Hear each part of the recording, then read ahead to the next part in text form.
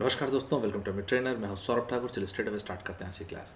आज की क्लास का एजेंडा है कोरोना वायरस 5 मिलियन एंड मैंने कभी सपने में भी नहीं सोचा था, और मैंने क्या पूरी दुनिया ने कभी सपने में भी नहीं सोचा होगा कि 21st सेंचुरी में एक ऐसी बीमारी आएगी जिससे दुनिया में 50 लाख से ज़्यादा लोग इन्फेक्टेड होंगे। It's very very unfortunate.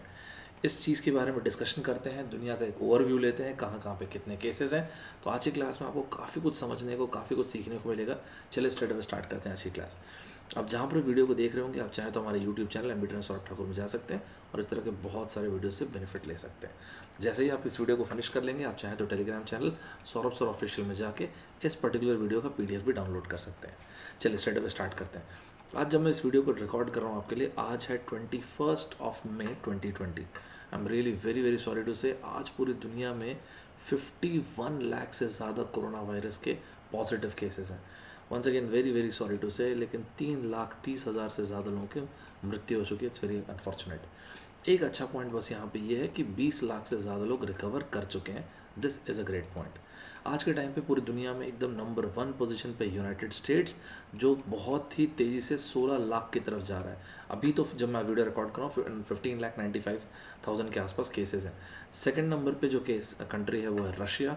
Russia में 3 लाख से ज़्यादा केसेस हैं। टू बी प्रिसाइज, जब मैं वीडियो रिकॉर्ड कर रहा हूँ तो 3,17,000 के आसपास केसेस हैं। अगर आपको ध्यान होगा तो अगर मेरा आपने कल का वीडियो देखा होगा जो मैंने ब्राज़ील के ऊपर बनाया था, तो जब मैं ये वीडियो बनाया था तो 3rd नंबर पे था स्पेन एंड 4th नंबर पे था ब्राज़ील। और मैंने आपको बोला था कि बहुत जल्दी ब्राज़ील जो है स्पेन को सरपास कर जाएगा। It's very unfortunate but that is the reality right now, क्योंकि ब्राज़ील में 20,000 केस एक साथ आ गए। तो फर्स्ट में US आ गया, सेकंड में रशिया आ गया, थर्ड में है ब्राज़ील। आज 21 मई 2020 जब मैं आपके साथ इस चीज़ को डिस्कशन कर रहा हूँ, ब्राज़ील बहुत तेज़ी से 3 लाख की तरफ जा रहा है। आज जब मैं बना रहा हूँ इस वीडियो को तो 2,94,000 के आसपास केसेस हैं। जैसे मैंने आपको बताया, एकदम से 20,000 केस आ गए ब्राज़ील में। खैर ये होना भी था, मैं आगे चल के आपके साथ डिस्कशन करता हूँ इस बार। इसके बाद आता है 4th नंबर पे स्पेन, जहाँ पे ऑलमोस्ट 2,80,000 के आसपास केस हैं। और इसके बाद आता है बोरिस जॉनसन साहब का UK, जहाँ पे आज के टाइम पे 2,60,000 प्लस केसेस हैं। इसके बाद आता है इटली। इटली में केसेस हैं तकरीबन 2.25 लाख से ज़्यादा, एक्चुअली 2,27,000 के आसपास कुछ केसेस हैं वहाँ पे। तो इटली में भी 2.25 लाख से तो ज़्यादा ही केस हैं। फ्रांस एंड जर्मनी, फ्रांस में केसेस हैं 1,80,000 प्लस, और जर्मनी में केस है 1,70,000 प्लस के आसपास केसेस है। इसके बाद आता है आपका टर्की। टर्की में अगर आप केस देखेंगे तो 1.5 लाख के आसपास केसेस टर्की में। ये टॉप 9 कंट्रीज़ हो गए। और इसके बाद आता है ईरान। ईरान में केसेस हैं तकरीबन 1,20,000 प्लस के आसपास, एक्चुअली 30,000 से बहुत क्लोज है। ये हैं दुनिया के टॉप 10 कंट्रीज़, और हर एक देश में केस जो है वो 1 लाख से ज़्यादा है। 11वें नंबर पे unfortunately very sorry to say लेकिन इंडिया आता है, जो कि मुझे ऐसा लगता है कि हम कंपेरेटिवली काफ़ी अच्छा कर रहे हैं। पर ठीक है, हम एक बार आपको पहले सब कुछ बताता हूँ, फिर आप खुद जज कीजिएगा। और हमारे देश में केस है 1,13,000 से ज़्यादा केसेस है आज के टाइम पे। हमारे ठीक नीचे यहाँ पे आप देखेंगे तो साउथ अमेरिका का पेरू।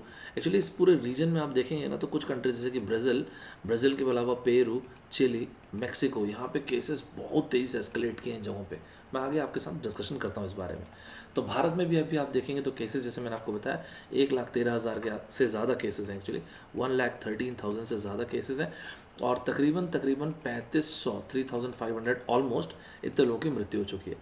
अभी भारत में जैसे ही एक्चुअली तो है तो लॉकडाउन, पर धीरे धीरे हम लोग रीओपन करने की कोशिश करें इकोनॉमी को, तो अभी कुछ दिनों में तेज़ी से स्पाइक दिखा है। वैसे स्पाइक का रीज़न सिर्फ ये नहीं होता है, स्पाइक का रीज़न जो नंबर ऑफ़ टेस्ट्स बढ़ाए जाते हैं वो भी एक रीज़न ये भी होता है, राइट।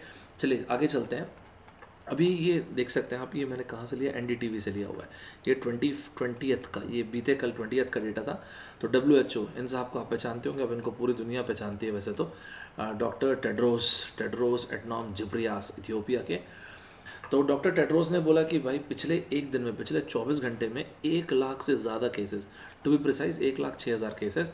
और ये जब से आपने कोरोना वायरस सुना होगा ना, तब से अब तक का एक सिंगल डे का हाईएस्ट केस है। इस आर्टिकल को ज़रूर पढ़िएगा, बहुत अच्छा आर्टिकल है।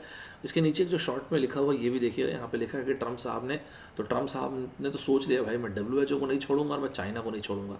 तो वैसे इन्होंने WHO को तो अब तो धमकी भी दे दिया कि मैं परमानेंटली US को बाहर कर दूंगा और तुम्हारा दाना पानी बंद कर दूंगा, मतलब डोनेशन बंद कर दूंगा। और चाइना के ऊपर इल्ज़ाम लगाया WHO के ऊपर कि यार तुमने मिसहैंडल किया है, जो कि मुझे पर्सनल लेवल पर ऐसा लगता है कि बहुत ज़्यादा गलत भी नहीं जो ट्रम्प साहब बोल रहे हैं। खैर जो भी है, तो डॉक्टर टेड्रोस साहब ने ये कहा कि देखो अभी भी हम बहुत ही लंबा रास्ता हम लोगों को तय करना है। ये इसलिए भी कहा इन्होंने क्योंकि अगर आपने नोटिस किया होगा तो पिछले 6 दिनों में, लास्ट 6 डेज़ में 5 लाख से ज़्यादा मतलब 5 लाख से ज़्यादा केसेस आ गए और देखते देखते 45 लाख से हम लोग 50 लाख क्रॉस कर गए। डॉक्टर टेड्रोस ने एक और बात कहा और उन्होंने ये कहा कि हम लोग बहुत ज़्यादा कंसर्न है जो लो इनकम कंट्री, कुल मिला के गरीब देश जितने भी हैं एंड मिडिल इनकम कंट्रीज़ जितने भी हैं, तो ये जो लो इनकम कंट्रीज़ हैं मतलब under developed and developing countries जो हैं, इन कंट्रीज़ के लिए हम लोग बहुत ज़्यादा कंसर्न है क्योंकि यहाँ पे केसेस अगर एस्केलेट करेंगे तो बहुत तेज़ी से एस्केलेट करेंगे।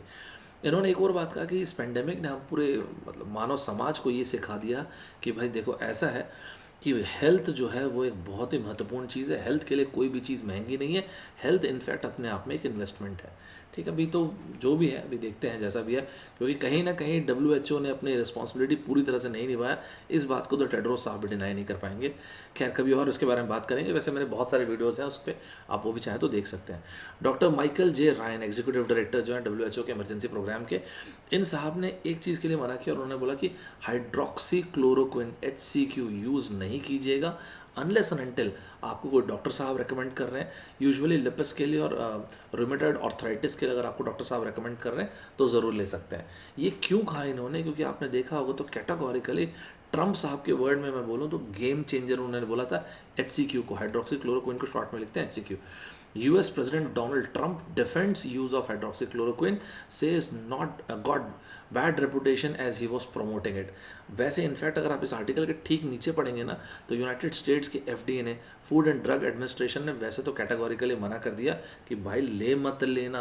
आपको याद है मैंने आपको डॉक्टर फॉसी के बारे में बताया था कि डॉक्टर फॉसी ने भी बोला कि भाई ले मत लेना, कुछ का कुछ हो जाएगा, डॉक्टर्स जब तक डॉक्टर्स रेकमेंड नहीं करें अपने से ऐसा नहीं कि ऐसे चने मुर्रे की तरह आप खा दिया HCQ को, इतना खतरनाक मेडिसिन है ये, बिना रिकमेंडेशन के कोई नहीं लेगा, कुछ का कुछ हो जाएगा। ट्रम्प साहब का गुस्सा आपके ऊपर है, आप जो भी सोचिए, लेकिन पूरी हद तक खैर ट्रम्प साहब अपने इलेक्शन को बचा रहे हैं, इसमें भी कोई डाउट नहीं है, लेकिन ट्रम्प साहब एकदम फूट पड़े हैं अभी WHO के ऊपर और दूसरे चाइना के ऊपर कि भाई चाइना तो बहुत ज़्यादा जिम्मेदार है इस चीज़ के लिए। चाइना को तो उस वुहान के लैब को दिखाना ही पड़ेगा जो इसका सोर्स है। और दूसरी चीज़ ये है कि WHO ने कहीं ना कहीं बहुत कुछ गड़बड़ किया है और ये हम जो मिस हैंडलिंग किया है वो चाइना ने और WHO ने किया है। इसका मतलब मेनली WHO ने किया है।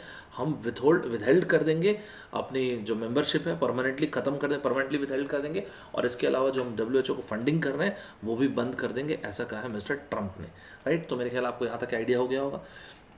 देखिए जो मैं आपको साउथ अमेरिकन कंट्रीज़ के बारे में कह रहा था, साउथ अमेरिका मतलब देखिए विथ ऑल ड्यू रिस्पेक्ट, लेकिन अगर आप दुनिया में साउथ अमेरिका बोलते हैं ना तो साउथ अमेरिका का एक ही मतलब होता है अमेरिका माइनस पैसा। ये सच मैं बता रहा हूँ, तो है तो अमेरिका ही लेकिन गरीब अमेरिका। तो जब आप साउथ अमेरिकन कंट्रीज़ बोलते हैं तो है तो ये भी अमेरिका ही, लेकिन इसमें से डॉलर माइनस कर दीजिए। It's very unfortunate but this is how the world says कि भाई यहाँ पे इनके पास इस हेल्थ सिचुएशन से, इस क्राइसिस से लड़ने का पैसा नहीं है। आपको ऐसे अगर आपने देखा हो तो मैंने कल ब्राज़ील के ऊपर एक फुल डिटेल वीडियो बनाया है, उसमें मैंने सॉ पॉलो और इसके अलावा मनॉस, इन दोनों रीजन्स को बहुत अच्छे से आपको एक्सप्लेन किया था। ये पर्टिकुलर वीडियो ज़रूर देखिएगा। एक राष्ट्र जो जायर बोल्सोनारो जो यहाँ के राष्ट्रपति हैं, एक राष्ट्रपति के रूप में क्या क्या नहीं करना चाहिए इस पेंडेमिक से लड़ने के लिए, इसका एक बहुत बेहतरीन एग्जाम्पल है जायर बोल्सोनारो साहब और Brazil. It's very very unfortunate कि ब्राज़ील जिस तरह से डील कर रहा है इस पेंडेमिक से, गॉड फॉरबिड, भगवान करे ऐसा ना हो, लेकिन मुझे तो पर्सनली ऐसा लगता है कि आने वाले टाइम पे आप ब्राज़ील को शायद आप रशिया को सरपास करते देख लेंगे, या हो सकता है कि दुनिया में शायद US को भी सरपास करके ब्राज़ील या तो फर्स्ट या तो सेकंड पोजीशन पे रहने वाला है। मैंने आपको कल एक्सप्लेन वैसे भी किया भी था ब्राज़ील के बारे में। ब्राज़ील में आज के टाइम पे जो केसेस, जब मैं आपके साथ इस वीडियो को डिस्कस कर रहा हूँ तो ब्राज़ील 3rd नंबर पे है। ब्राज़ील में आज के टाइम पे केसेस 2,94,000 है और रशिया में वैसे बाय द वे पिछले एक 24 घंटे में 20,000 केस आ गए। और रशिया में जहाँ पे हर रोज़ तकरीबन रशिया में बाय द वे अभी केसेस है 3,17,000।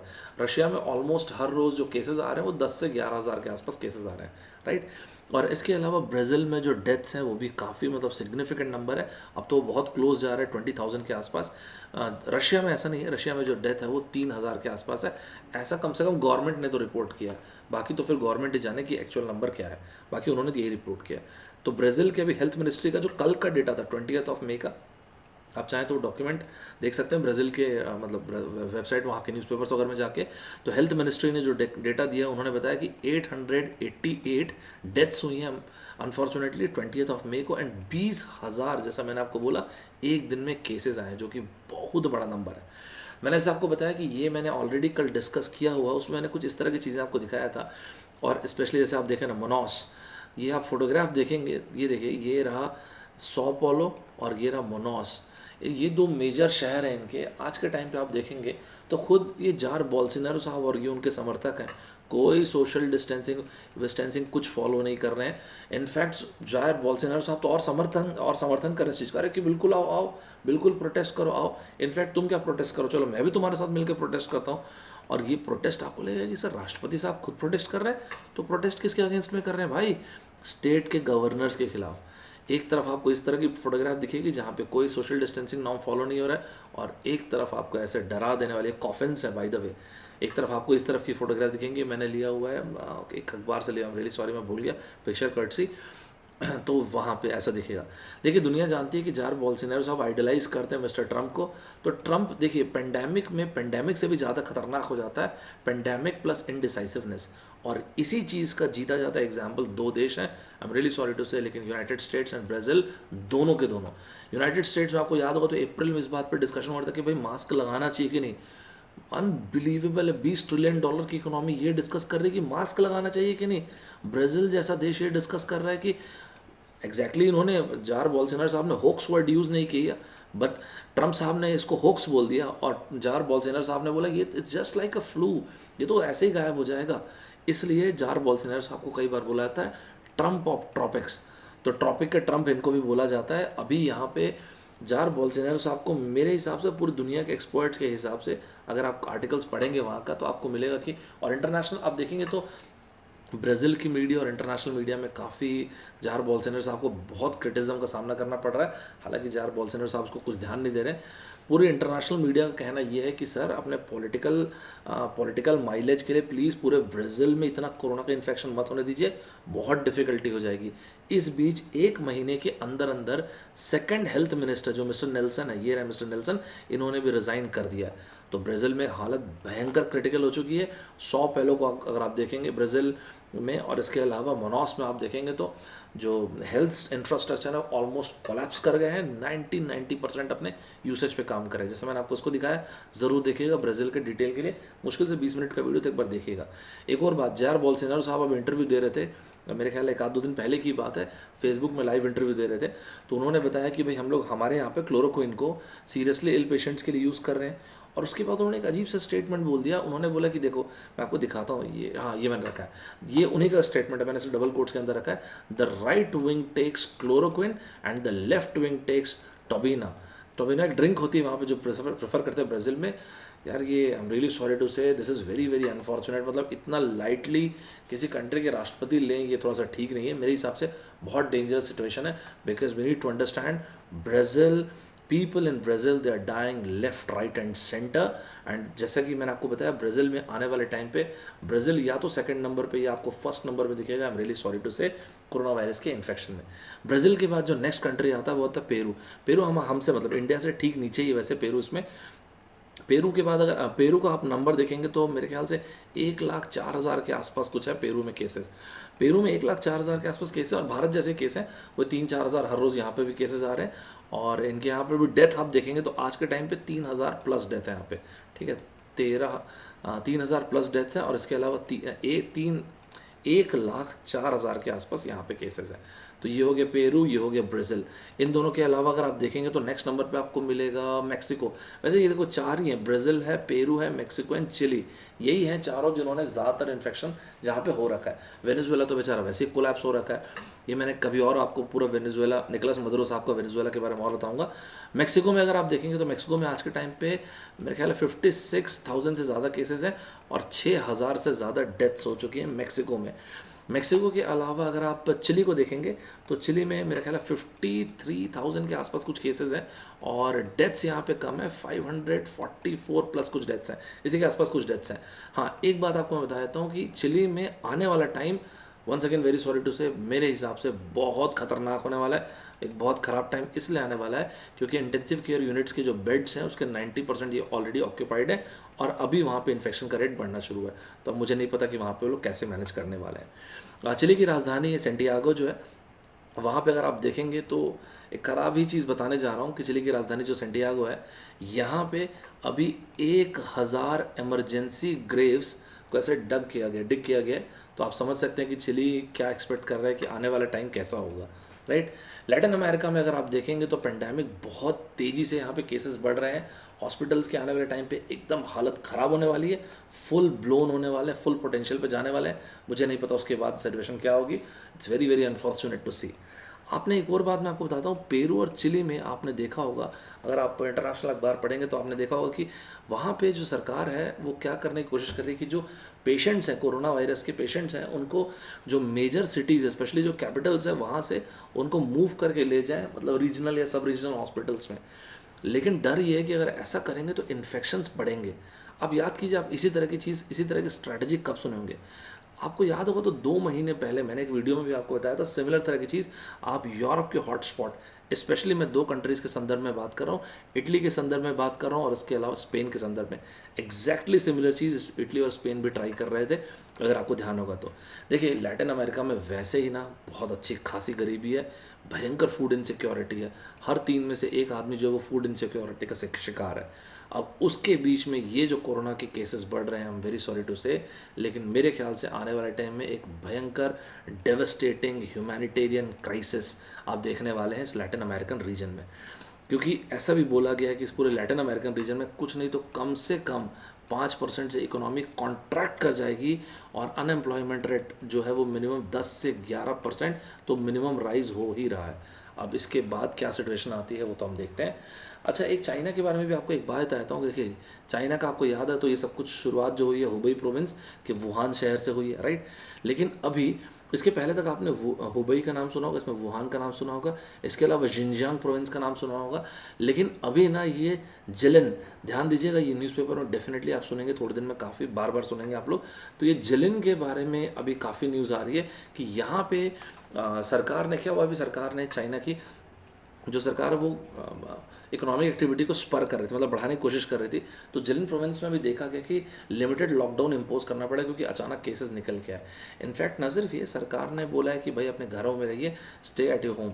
तो प्रोबेबली शायद आप देखेंगे तो अभी सेकेंड वेव देखने को मिलेगी। आप इस जिलिन प्रोविंस का ध्यान रखिएगा, यहाँ से आपको कुछ ना कुछ न्यूज़ सुनने को डेफिनेटली मिलेगी। जो भी अपडेट होगा मैं आपको वैसे बताऊँगा कि क्या क्या अपडेट हो रहा है। आते हैं यूनाइटेड स्टेट्स में। यूनाइटेड स्टेट्स में जैसे मैंने आपको बताया ऑलमोस्ट अभी तो 15,95,000 के आसपास केसेस हैं, मतलब तकरीबन 16 लाख केसेस हैं। मैंने कभी सपने में नहीं सोचा था कि मैं कभी ये बात बोलूँगा भी कि पूरी दुनिया में सबसे ज़्यादा इन्फेक्शन दुनिया का सबसे ताकतवर देश झेल रहा है। मतलब 51 लाख इन्फेक्शंस में से 51 लाख केस हैं आसपास, उसमें से 16, इट्स अनबिलीवेबल नंबर। मेरे हिसाब से तो बहुत ही बड़ा नंबर है। ऑलमोस्ट आप बोल रहे हो 1/3 केस अकेले दुनिया के सबसे ताकतवर देश से। और जो मृत्यु है, अनफॉर्चुनेटली वेरी सॉरी टू से, 95,000 से ज़्यादा मृतकों की संख्या है। देखिए, दुनिया की सबसे ताकतवर इकोनॉमी की ये हालत, मतलब बहुत ही, क्या बोला जाए, मतलब ये तो बहुत ही खतरनाक स्थिति में पहुंच गई यूनाइटेड स्टेट्स। देखिए, दुनिया का ये आप देखिएगा, ये मैंने नहीं बनाया, पिक्चर कर्टसी हाउ मच करके एक वेबसाइट है, उसको मैं बहुत पसंद करता हूँ, उनके इन्फोग्राफिक्स कमाल के रहते हैं, देखिएगा आप जाके। देखिए, तो कहीं ना कहीं यूनाइटेड स्टेट्स ने भी इस बात को समझ लिया है कि भाई कम से कम अभी राइट नाउ तो इस पेंडेमिक का कोई अंत नहीं दिख रहा है। और इस तरह से अगर हम लोगों ने सब कुछ बंद रखा तो इकोनॉमी ध्वस्त हो जाएगी। और इसलिए आज के टाइम पे अगर आप यूनाइटेड स्टेट्स में देखेंगे तो सभी के सभी यूनाइटेड स्टेट्स के 50 स्टेट्स ने अगर फुल्ली ओपन नहीं भी किया ना तो पार्शली ओपन कर दिया अपनी इकोनॉमी को। और इसका इसका खामियाजा भी भुगतना पड़ता है। और खामियाजा इसका ये हुआ कि कैलिफोर्निया में एकदम से केस स्पाइक किए जैसे ही इकोनॉमी अभी इन्होंने ओपन किया। ना सिर्फ कैलिफोर्निया, कम से कम 17 से ज़्यादा, मिनिमम 17 स्टेट्स तो ऐसे हैं ही जहाँ पे केसेस पिछले हफ्ते के मुकाबले, जब बंद था, लॉकडाउन था, एकदम से स्पाइक करने को देखने को मिला है अभी, राइट। अब ये देख सकते हैं, ये मैंने CNN का आर्टिकल लिया है। California record second highest daily कोविड-19 death tolls as country prepares to reopen. और ना सिर्फ कैलिफोर्निया में, बाकी आप बाकी स्टेट्स में भी देखेंगे, आपको याद होगा तो एक टाइम मैंने न्यूयॉर्क, न्यू जर्सी के बारे में सब कुछ आपको बताया, इस रीजन के बारे में आपको बताया कि बहुत सारे केसेस हैं, कैलिफोर्निया के बारे में मैंने बताया था, तो बहुत कुछ आपको बताया पुराने वीडियोज़ में, आप चाहें तो देखेंगे। आज के टाइम पे आप व्हाइट हाउस के सामने लोगों को इस तरह से प्रोटेस्ट करते देख सकते हैं, ये भी मैंने CNN से ही लिया हुआ है। ऐसे लोग हैं, ऐसे बड़े बड़े, ये कॉफिन जैसा एक डेड बॉडीज़ को रखते हैं ना, उस तरह से बड़े बड़े प्लास्टिक के जो बैग्स हैं, ये ले लेके आके लोग प्रोटेस्ट कर रहे हैं व्हाइट हाउस के सामने। ये देखिए आप, ये देखिए व्हाइट हाउस के सामने ये लोग हैं जो ऐसा बांध बांध के प्रोटेस्ट कर रहे हैं, और बहुत सारे लोग अलग अलग वो फ्लाइंग मतलब टैग्स लेके खड़े हुए हैं, और उसमें आपको काफ़ी सारे बोर्ड्स में इस तरह के दिखेगा, how much grave can one president dig, मतलब एकदम भयंकर तरीके से प्रोटेस्ट कर रहे हैं। अनफॉर्चुनेटली इसी पॉइंट पे ट्रम्प साहब ने सोचा था कि मैं नवंबर में जब इलेक्शन आएगा तो इसी कि क्या मस्त मैं ग्रोथ लेके आया हूँ यूएस में, देखो अनएम्प्लॉयमेंट रेट एकदम कम हो चुकी है, देखो स्टॉक मार्केट एकदम ज़बरदस्त तरीके से शू शाँ भाग रहा है, इन 3 पॉइंट्स से तो मैं इलेक्शन लड़ूंगा। आज के टाइम पे इस कोरोना वायरस ने इस तीनों पॉइंट को नल एंड वॉइड कर दिया है, और आज के टाइम पे ऑलमोस्ट 40 मिलियन के आसपास लोग अनएम्प्लॉयमेंट डोल्स के लिए, अनएम्प्लॉयमेंट बेनिफिट्स के लिए लाइन लगा के खड़े हैं, क्योंकि इसने अनएम्प्लॉयमेंट को तो बढ़ा ही दिया है और कंज्यूमर स्पेंडिंग को भी ध्वस्त कर दिया है। मैंने आपको पिछले कुछ वीडियोस में ही बोला है कि इस कोरोना वायरस ने ना सिर्फ कंज्यूमर, ना सिर्फ डिमांड सप्लाई, दोनों साइड से चीज़ों को ध्वस्त कर दिया, और ये बहुत भयंकर चीज़ है। आते हैं भारत में, जैसे अभी जब मैं आपके साथ इस चीज़ को डिस्कस कर रहा हूँ तो ऑलमोस्ट 1,13,000 से ज़्यादा केसेस हैं हमारे भारत में। तो भारत में टेक्निकली तो अभी हम लॉकडाउन से गुजर रहे हैं, वैसे मैंने सारे लॉकडाउन पे वीडियो बनाया था, लॉकडाउन 3, और जब उसके बाद जैसे ही खुला था लोग जिस तरह से शराब के लिए लाइन लगा थे, माय गॉड, ज़रूर देखिएगा ये वीडियो, मैंने बहुत लाइट नोट पे इसको बनाया था। इसके बाद जो भी फिजिकल जो फाइनेंशियल स्टिमुलस जो सरकार ने दिया 20 लाख करोड़ का, उसके बारे में बनाया था, तो आप देखिएगा शायद आपको कुछ अच्छा उसमें सीखने को, जानने को मिले। तो आयरॉनिकली तो अभी ऐसा ही है कि हम लॉकडाउन में हैं, लेकिन अभी जैसे जैसे हम लोग इकोनॉमी को ओपन करने का प्रयास कर रहे हैं, जैसे अभी आप देखेंगे तो 20 तारीख को ही हाईएस्ट केसेस देखने को मिले 20 मई 2020 को, 5,609 केसेस। अभी टोटल केसेस इससे ज़्यादा हो चुके हैं, ये लाइव मिनट का अखबार का आर्टिकल है, 1,13,000 के आसपास केसेस हैं। अगर आप भारत में देखेंगे तो भारत में आपको सबसे अधिक केस दिखेंगे महाराष्ट्र में, जहाँ अकेले महाराष्ट्र में आप सोचिए 1,13,000 के आसपास केसेस हैं, और ऑलमोस्ट 40,000 केस अकेले महाराष्ट्र के हैं। 30% केसेस तो अकेले महाराष्ट्र के हैं। महाराष्ट्र के बाद आपको देखने को मिलेगा तमिलनाडु, जहाँ पे 13,000 प्लस केसेस हैं। फिर आपको देखने मिलेगा अभी के टाइम पे गुजरात, जहाँ पे 12,000 के आसपास केसेस हैं। फिर यहाँ पे दिल्ली में भी मेरे ख्याल है 11-12,000 केसेस हैं। फिर इसके बाद आपको देखने को मिलेगा राजस्थान, जहाँ पे 6,000 के आसपास केसेस हैं, और मध्य प्रदेश जहाँ पे 5,000 प्लस केसेस हैं, राइट। तो इस तरह के केसेस हैं। तो आप देखेंगे तो लेटली अभी दिल्ली में, तमिलनाडु में, और इसके अलावा गुजरात वगैरह में केसेस काफ़ी तेज़ी से स्पाइक केस में, तो खैर कोई डाउट नहीं है। अभी महाराष्ट्र में भी अगर आप देखेंगे तो मुंबई में स्पेशली ऐसे बात हो रही है कि कई ICUs बेड, जो इंटेंसिव केयर यूनिट्स हैं, उसके बेड्स होकर के एग्जॉस्ट होने लग गए हैं। तो अब देखते हैं क्या होता है आने वाले टाइम। मेडिकल फैसिलिटी तो एक टाइम पे धीरे धीरे एग्जॉस्ट होगी। हिंदुस्तान टाइम्स का एक आर्टिकल था कि 6.39% of the total active covid cases needed hospital support, ऐसा हेल्थ मिनिस्ट्री ने कहा। आपको शायद ये डाउट होगा कि ये डेटा सर कहाँ से है, मुझे समझ में नहीं आया। मैं बताता हूँ आपको। देखिए भारत में जो भी केसेस है, कन्फर्म्ड केसेस हैं, देखिएगा ना ध्यान से, इसके 2.94% जो कन्फर्म्ड केसेस का 2.94% जो है वो ऑक्सीजन सपोर्ट में, मैं O2 लिख देता हूँ, ठीक है। इसके बाद आता है 3% लोग जो हैं वो ICU में, इंटेंसिव केयर यूनिट्स में, और इसके बाद बाकी बचे हुए 0.45% जो है ये वेंटिलेटर सपोर्ट में। आप इन तीनों को ऐड कीजिए, ऐसे समझ में आ जा रहा है, 3% और ये 5 और ऑलमोस्ट ये हो गया, दोनों को ऐड कर देंगे तो आ जाएगा 6.39%। तो यहाँ से इस डेटा को लिया है इन्होंने, ठीक है जी। मेरे ख्याल से आपको समझ में आ गया होगा कि हेल्थ मिनिस्ट्री का डेटा कहाँ से आया।